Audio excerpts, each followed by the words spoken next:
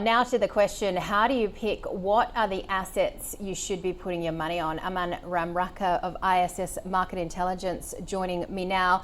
I wanted to start as well with what we're seeing in the self-managed superannuation fund sector, because it's slowing some growth here, but it's still seeing assets towards managed investment products. Yes. So I think one of the things that we've observed was SMSFs were a very fast growing market right up until the sort of transfer balance cap came in.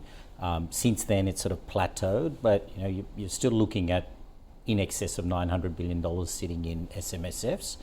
And interestingly, when you sort of delve into their asset allocation and where they're invested, there's still a large amount of their assets in managed funds or in sort of traditional pooled products. So certainly, particularly for fund managers, it's still an attractive segment for them. SMSFs are still interested in investing in essentially diversified assets via managed funds, not putting aside things like residential property and stuff like that. What are we seeing with cash holdings and the percentage that people have in cash? So traditionally, SMSFs held a large amount in cash, some 30 odd percent. If we go back a few years, a lot of that now has been deployed. Our sort of numbers are showing that that's now getting deployed into the market.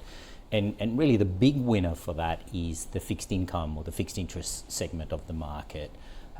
Equities and property allocations over time have held steady, but it's really, I think, and some of that, prior to, I guess, the most recent rate hikes, a lot of that was simply because you were getting very low levels of returns on cash. So that money was getting deployed seeking greater return. Even as rates came up, the sort of returns on fixed income markets and sort of a more attractive cash plus return has been something that we're seeing SMSFs chase. What has been the impact, and it's been a number of years now, of the transfer balance cap on SMSFs? I think it's forced members of SMSFs, those that sort of run their own funds, to seriously think about how much money they want to continue contributing to super, particularly those that were close to the balance cap. They've had to sort of reimagine other places for their savings or their retirement savings to go.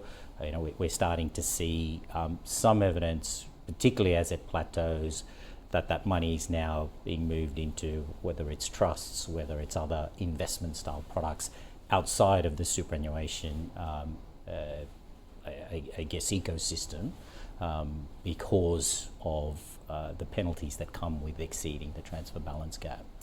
Let's talk more generally about financial advice. This is the advisory segment. I mean, I speak to a lot of guests on this segment that say, some very stark figures that only 1 in 10 Australians get financial advice.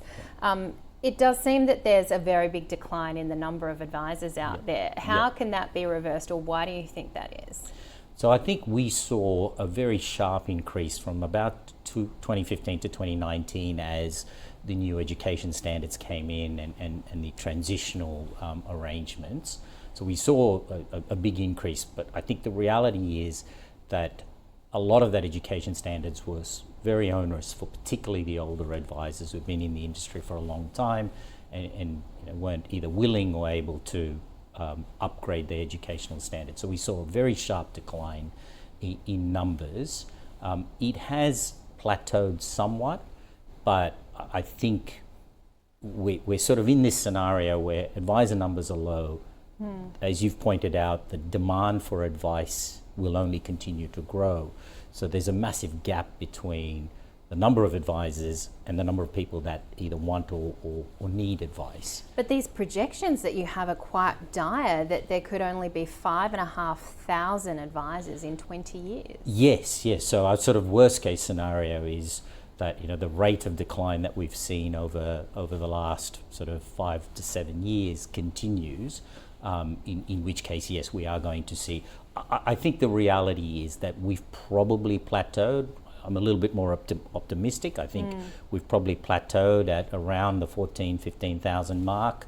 I think most recently, in the last sort of month or so, we've seen some numbers suggesting a very small increase in new advisors coming in. I'm talking 30 or 40 on a sort of quarter by quarter basis. But I think the good news is it has plateaued.